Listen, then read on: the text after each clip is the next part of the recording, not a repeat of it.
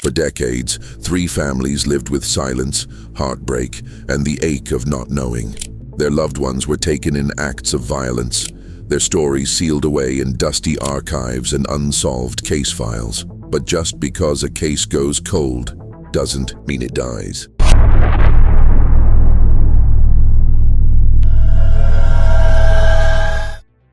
With the rise of forensic genealogy, forgotten evidence is being reborn, and it's turning up the heat on killers who thought they'd escaped for good. In this video, we're diving into 3 haunting mysteries finally brought to light by relentless investigators and cutting-edge technology. From the 1975 disappearance of Roseann Sturtz in Maryland to the true identity of Roxanne Leadbeater, a Jane Doe buried since 1973 in Colorado. And finally, the brutal murder of Donna Ogilvie in Toronto. These stories prove that truth never expires. It just waits for its moment. This week, detectives identified a woman found near Platteville over 50 years ago. They say she's Roxanne Leadbeater. On a chilly November day in 1973, skeletal remains were discovered beside the St. Vrain River in Weld County, Colorado, just 4 miles from the small town of Platteville. The body belonged to a teenage girl, but her identity remained a mystery for more than 5 decades. Buried at Lynn Grove Cemetery with only a case number to mark her grave, she became known only as the Platteville Jane Doe. Over the years, detectives issued appeals, consulted national databases, and ran DNA through early genealogical systems, but the trail always ran cold. For the community, she was a haunting question that never had an answer, a life erased. That changed in 2021 when cold case detective Byron Castellan took on the case with a promise to give her back her name. He exhumed her remains in April 2022 and turned to forensic genetic genealogy, a revolutionary method that combines DNA analysis with public family tree databases. In February 2024, the breakthrough came, a DNA profile matched with distant relatives. The Jane Doe was Roxanne Colleen Leadbeater, a 15-year-old who had vanished from the Los Angeles area in 1972. Her disappearance had gone largely unnoticed outside her family. No missing persons report had ever been filed in California, and she had no known ties to Colorado. Even her relatives were stunned. How did Roxanne end up over 1,000 miles away, dead in a place she'd never been known to visit? While her cause of death remains unknown, her name has been restored. "This is our oldest cold case," Castellan said. "We solved the identity. Now we want to know the story behind how she ended up there and why."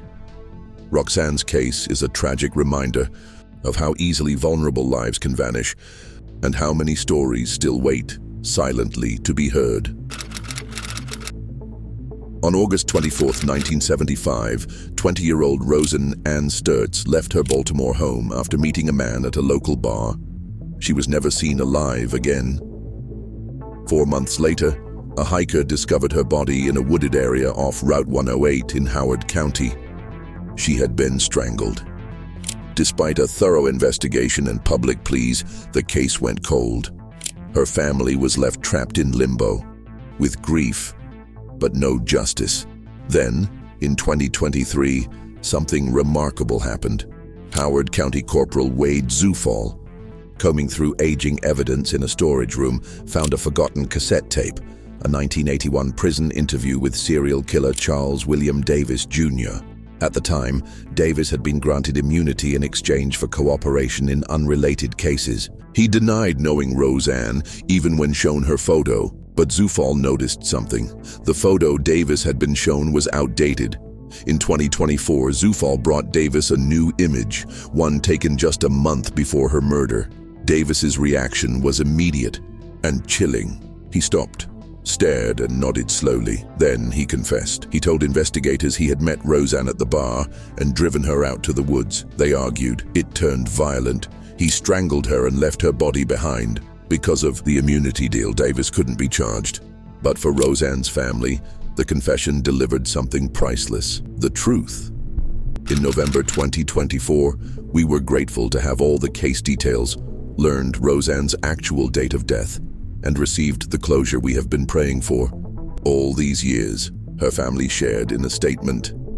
Howard County Police Chief Gregory Dare added, "Sometimes all it takes is one new piece of evidence, even a photo, to make the truth undeniable." It wasn't just the evidence that solved the case.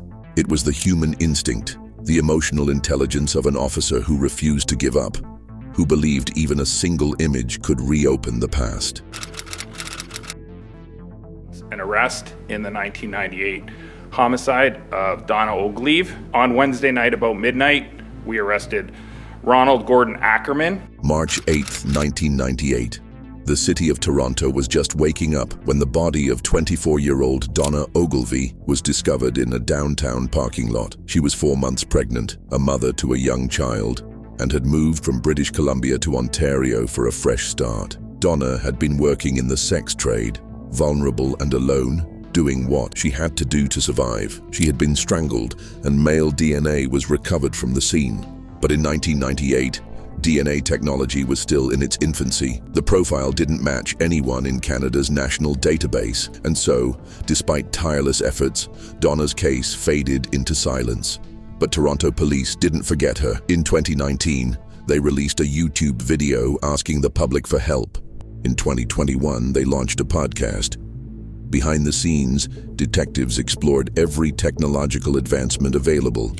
But it wasn't until 2022 that a real breakthrough occurred. That year, they sent the degraded DNA sample to Othram, a forensic lab in Texas known for solving the impossible.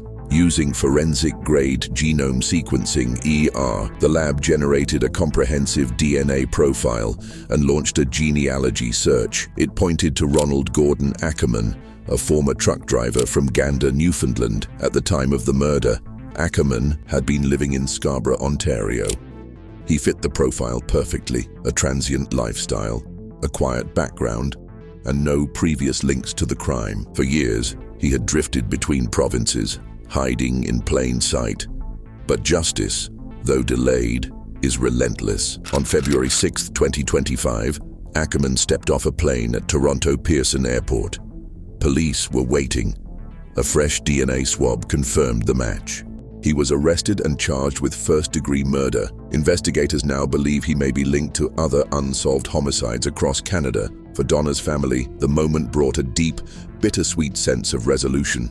Even after decades, said Detective Sergeant Steve Smith, "We do not give up on victims of homicide. We carry them with us until the very end."